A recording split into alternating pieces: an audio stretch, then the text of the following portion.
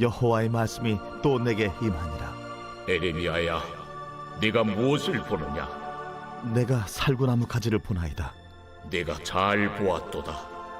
이는 내가 내 말을 지켜 그대로 이루려 함이라. 여호와의 말씀이 다시 내게 임하니라. 네가 무엇을 보느냐? 끓는 가마를 보나이다. 그 윗면이 북에서부터 기울어졌나이다. 재앙이 북방에서 일어나 이 땅의 모든 주민들에게 부어지리라. 내가 북방 왕국들의 모든 족속들을 부를 것인즉 그들이 와서 예루살렘 성문 어귀에 각기 자리를 정하고 그 사방 모든 성벽과 유다 모든 성읍들을 치리라. 여호와의 말이니라. 무리가 나를 버리고 다른 신들에게 분향하며 자기 손으로 만든 것들에 절하였은즉 내가 나의 심판을 그들에게 선고하여 그들의 모든 죄악을 징계하리라. 그러므로 너는 네 허리를 동이고 일어나 내가 네게 명령한 바를 다 그들에게 말하라. 그들 때문에 두려워하지 말라. 내가 그들 앞에서 두려움을 당하지 않게 하리라.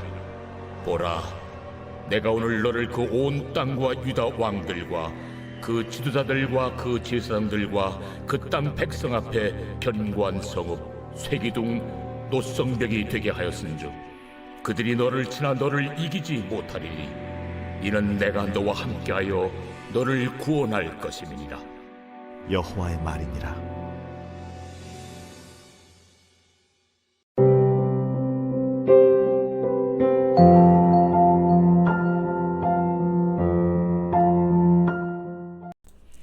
여러분 반갑습니다. 오늘 큐트로여는 기막힌 하루입니다. 본 말씀 예레미야 1장 11절부터 19절의 말씀입니다. 자, 이제 우리는 9월, 10월 이 두 달 동안 예레미야서를 큐티하게 됩니다. 예레미야 선지자가 활동하던 시대는 남유다가 망하기 바로 직전의 상황이었습니다. 이 상황에서 예레미야가 받은 사명은 이스라엘이 그들의 죄로 말미암아 하나님의 징계를 받아 망하게 되리라는 흉한 예언을 외치는 것입니다. 그러니 이 예언을 외쳐야 하는 예레미야의 사명이 너무나 무겁고 힘들었습니다. 그래서 예레미야 선지자의 별명이 있습니다. 그것이 바로 눈물의 예언자입니다. 자, 그러나 예레미야의 눈물은 그저 슬픔과 아픔의 눈물이 아닙니다. 이스라엘이 다시 태어나고 새로워지기 위해 흘리는 생명의 눈물인 것이죠. 자, 이제 우리가 두 달 동안 예레미야가 눈물로 외치는 하나님의 말씀을 듣게 될 것입니다. 이 예언의 말씀을 잘 듣고 행하면 반드시 눈물이 변하여 기쁨이 되는 복이 임하게 될 줄로 믿습니다. 특별히 오늘 예레미야는 외치는 자의 사명을 받으면서 두 환상을 보게 됩니다. 이 두 환상을 통해 하나님께서 우리에게 주시는 메시지가 무엇입니까? 자, 먼저 첫 번째로 살구나무 환상입니다. 자, 오늘 11절의 말씀에 보니까 여호와의 말씀이 또 내게 임하니라 이르시되 예레미야야 내가 무엇을 보느냐 하시매 내가 대답하되 내가 살구나무 가지를 보나이다 그랬습니다. 자, 오늘 말씀 11절은 여호와의 말씀이 또 내게 임하니라로 시작합니다. 자, 이 구절에서 중요한 단어가 바로 또입니다. 그러니까 여호와께서 예레미야에게 말씀으로 임하셨는데 이것이 이번에만 일어난 일이 아니라 그 전에도 하나님은 계속해서 이 예레미야에게 말씀으로 찾아오셨다는 것입니다. 여러분, 그렇습니다. 창세기를 보면 하나님은 말씀으로 세상을 창조하십니다. 다시 말하면 하나님의 사역의 중심에 말씀이 있습니다. 그리고 이 말씀이 하나님의 능력이 우리에게 임하는 통로라는 것입니다. 하나님은 오늘도 말씀으로 나에게 찾아오십니다. 말씀으로 나를 만나주십니다. 또 말씀으로 나와 교제하십니다. 자, 그런데 정말 중요한 것은 하나님께서 우리들에게 말씀하실 때 하나님은 자신의 말씀을 반드시 지키시고 행하신다는 것이죠. 자, 오늘 말씀을 보면 예레미야가 첫 번째 환상을 보는데 그 환상이 살구나무 환상이었습니다. 자, 하나님이 내가 무엇을 보느냐 물으실 때 예레미야는 내가 살구나무 가지를 보았다 대답합니다. 자, 그러자 12절에 내가 내 말을 지켜 그대로 이룰 것이다 라고 대답하십니다. 자, 여러분, 살구나무 가지와 12절의 하나님의 대답이 얼른 연결이 잘 안 되죠. 여러분, 이 대화는 한글 성경으로는 맛볼 수 없는 이 히브리어의 말놀이가 숨겨져 있습니다. 그러니까 우리로 치면 하나님께서 지금 일종의 아재 개그를 구사하고 계시는 것입니다. 그러니까 이게 뭔가 하면 살구나무의 히브리어가 샤케드인데, 그런데 지키다 라는 히브리 단어 역시 샤케드입니다. 그러니까 하나님은 같은 발음의 두 의미를 가진 단어를 통해서 하나님의 메시지를 유머러스하게 전달하고 계시는 것입니다. 여러분, 하나님이 매사에 엄근진, 그러니까 엄하고 근엄하고 진지하다, 이렇게 생각하는 분들이 있는데 그거 정말 큰 오산입니다. 하나님도요 이렇게 유머러스 하십니다. 개그를 잘 하십니다. 어쨌든 지금 하나님께서 결국 이 살구나무의 환상을 통해 하시고 싶은 말씀이 무엇입니까? 그것은 내가 이제부터 예레미야 너를 통해 이스라엘에게 전할 나의 말은 내가 반드시 지킬 것이다. 바로 이것이 살구나무 환상에 담긴 의미입니다. 여러분, 우리가 읽고 있는 이 성경은 하나님의 감동으로 쓰여진 하나님의 말씀입니다. 이 말씀 안에 우리의 복과 저주가 다 기록되어 있습니다. 신명기서 11장 26절부터 28절의 말씀에 보니까 내가 오늘 복과 저주를 너의 앞에 두나니 너희가 만일 내가 오늘 너희에게 명하는 너희 하나님 여호와의 명령을 들으면 복이 될 것이요 너희가 만일 내가 오늘 너희에게 명령하는 도에서 돌이켜 떠나 너희 하나님 여호와의 명령을 듣지 아니하고 본래 알지 못하는 다른 신들을 따르면 저주를 받으리라 그랬습니다. 또 신약의 요한계시록 1장 3절의 말씀에 보니까 이 예언의 말씀을 읽는 자와 듣는 자와 그 가운데 기록한 것을 지키는 자는 복이 있나니 때가 가까움이라 그랬습니다. 여러분, 예레미야 시대의 이스라엘 백성들은 하나님의 말씀을 무시했습니다. 그 말씀을 읽지 않았고 듣지 않았고 지키지 않았습니다. 그래서 그들에게 저주가 임했습니다. 여러분, 그렇다면 오늘 우리가 해야 될 일이 무엇이겠습니까? 이 하나님의 말씀을 읽고 듣고 지키는 것입니다. 그러면 복이 임합니다. 여러분, 우리가 복 받는다라고 하면 못할 일이 없지 않습니까? 그런데 큐티야말로 우리가 그토록 좋아하는 복을 받는 최고의 비결입니다. 왜냐하면 이 큐티 안에 읽고 듣고 지키는 모든 것이 다 들어가 있기 때문입니다.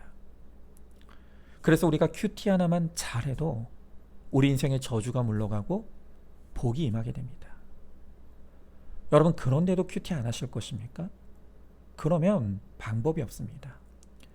여러분, 큐티하지 않으면서 복 달라고 해봤자 아무것도 이루어지지 않는 것입니다.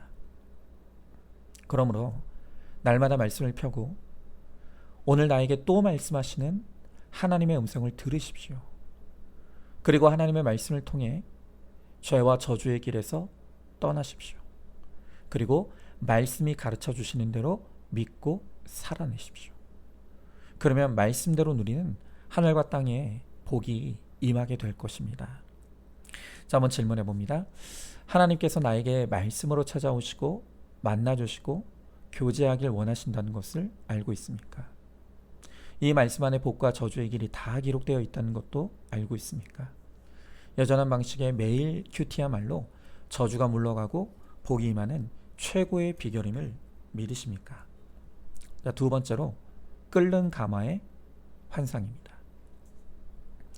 자, 오늘 13절의 말씀에 보니까 여호와의 말씀이 다시 내게 임하니라 이르시되 내가 무엇을 보느냐 대답하되 끓는 가마를 보나이다. 그 윗면이 북에서부터 기울어졌나이다니 그랬습니다. 자, 이번에는 예레미야 선지자가 두 번째 환상을 봅니다. 그 환상은 가마솥 안에 물이 펄펄 끓는데, 그런데 그 가마솥이 북쪽에서부터 기울어져서 그 끓는 물이 쏟아져 내리는 그런 환상이었습니다. 자, 자, 주님은 오늘 이 환상에 대해 설명해 주시면서 얼마 후에 북방의 나라들이 이스라엘로 쳐들어오는 재앙이 임하게 될 것이라는 것을 의미하는 것이라고 합니다. 자, 그런데 여기서 중요한 것은 이 북방의 나라들을 이스라엘에게 쳐들어가게 한 분, 그분이 바로 하나님이라고 하는 것입니다. 자, 오늘 15절에 보니까 내가 북방 왕국들의 모든 족속들을 부를 것인즉 그들이 와서 예루살렘 성문 어귀에 각기 자리를 정하고 그 사방 모든 성벽과 유다 모든 성읍들을 치리라. 여호와의 말이니라 그랬습니다. 자, 오늘 말씀에서 주님은 그 북방의 왕국들을 내가 불렀다라고 하십니다. 여러분, 이 왕국들은 하나님의 손에 붙잡힌 도구일 뿐입니다. 하나님이 이스라엘을 향한 뜻을 이루기 위한 도구로 이 북방의 왕국들을 불러 모았다는 것입니다. 여러분, 우리도 마찬가지입니다. 오늘 하나님께서 부르셔서 나에게 딱 붙이신 힘든 사람과 환경이 있습니다. 아무리 떨쳐내려고 해도 떨어지지 않는 내 남편, 아내, 그리고 우리의 자녀들이 바로 하나님이 부르셔서 내 옆에 두신 사람들입니다. 여러분, 그러니 하나님이 부르신 사람들을 내 마음에 안 든다고, 싫다고, 힘들다고 함부로 이혼과 외도로 떼어내면 안 되는 것입니다. 여러분, 그러면 왜 그들을 부르셔서 내 옆에 두셨습니까? 이유가 뭡니까? 바로 16절에 그 이유가 나와 있죠. 오늘 16절에 보니까 무리가 나를 버리고 다른 신들에게 분향하며 자기 손으로 만든 것들에 절하였은즉 내가 나의 심판을 그들에게 선고하여 그들의 모든 죄악을 징계하리라 그랬습니다. 여러분, 오늘 주님이 이스라엘이 나를 버리고 다른 신들에게 분향하였다고 합니다. 그리고 그 우상 숭배에 대한 징계로서 북방의 왕들을 부르셔서 이스라엘을 괴롭게 한다고 말씀하십니다. 여러분, 우리가 처음 연애하고 결혼할 때 그때는 그 사람이 나의 백마탄 왕자이고 공주가 될 줄 알았습니다. 그가 나를 구원해줄 구세주라고 믿었습니다. 그래서 하나님도 말씀도 버리고 무시한 채로 배우자를 또 자녀를 나의 우상 삼고 내 가정을 나의 우상으로 섬겼습니다. 그러나 그들은 말 그대로 우상일 뿐입니다. 신이 아닙니다. 결코 내 남편과 아내 그리고 우리의 자녀가 나를 구원해 주지 못합니다. 그런데도 우리는 죄악되어서 나를 구원해 주시는 진짜 하나님을 버리고 배우자와 자녀를 우상 삼고 그들 앞에 절하는 것입니다. 여러분, 그렇게 하나님은 나를 버리고 다른 신을 섬기는 내 죄에 대한 심판으로 평생 나만 아끼고 사랑할 줄 알았던 나의 배우자가 외도로 또 술과 도박으로 무능으로 또 내 자녀가 탈성과 가출로 나를 괴롭게 하는 이 사건을 허락하셨다는 것입니다. 여러분, 내 우상이 북방의 왕으로 돌변하여 나를 괴롭게 하는 일은 우연히 일어난 사건이 아닙니다. 그것은 하나님을 버리고 우상을 숭배한 내 삶의 결론으로 있어야 될 사건인 것입니다. 우리가 이것을 말씀으로 해석해야 합니다. 그러나 오늘 이와 같은 심판은 내가 죽고 망하라고 허락하신 것이 아닙니다. 나의 고난은 도리어 나를 우상 숭배의 길에서 돌이켜 하나님만이 나의 하나님이 되게 하시기 위해 또 나를 구원하시고 거룩하게 하시기 위해 하나님이 일으켜주신 사랑의 사건입니다. 그러므로 오늘 이 말씀으로 내 고난의 의미를 해석받아 나의 헛된 우상 숭배의 죄를 이제는 철저하게 회개하고 여호와께로 돌아가십시오. 그러면 반드시 우리 주님께서 나를 받아주셔서 구원해 주시고 나의 상처를 싸매 주시고 회복시켜 주실 것입니다. 자, 한번 질문해 봅니다. 내가 하나님처럼 믿고 사랑했던 대상이 도리어 나를 가장 괴롭히는 대상으로 돌변하지 않았습니까? 그것이 내가 하나님이 아닌 다른 것을 우상 삼고 삼은 내 죄의 결론임을 인정하십니까? 나의 우상들을 깨트리고 다시 여호와께로 돌아가면 주님이 기꺼이 우리를 받아주실 것을 믿고 있습니까? 자, 마지막 세 번째로 두려워도 외쳐야 합니다. 자, 오늘 17절의 말씀에 보니까 그러므로 너는 내 허리를 동이고 일어나 내가 내게 명령한 말을 다 그들에게 말하라. 그들 때문에 두려워하지 말라. 내가 그들 앞에서 두려움을 당하지 않게 하리라 그랬습니다. 자, 이제 이스라엘에게 곧 있으면 가마솥에 끓는 물이 부어지는 것 같은 무서운 재앙이 임하게 될 것입니다. 이러한 환상을 보여주신 하나님께서 이제 예레미야에게 외치라고 말씀하십니다. 자, 그런데 이 외치는 자의 사명을 주실 때 주님이 당부하시는 것이 있습니다. 첫 번째는 허리를 동이라고 하십니다. 다시 말하면 이 복음을 외칠 때 위축되거나 쪼그라들지 말고 당당하라는 것입니다. 또 두 번째로 당부하는 것은 두려워하지 말라는 것입니다. 여러분, 왜 하나님께서 예레미야에게 이렇게 말씀하십니까? 간단하죠? 예레미야가 지금 위축되어 있기 때문입니다. 두려워하고 있기 때문입니다. 여러분, 예레미야가 아무리 믿음이 좋아도 사람들에게 가서 당신의 죄를 회개하라. 그렇지 않으면 재앙이 임할 것이다.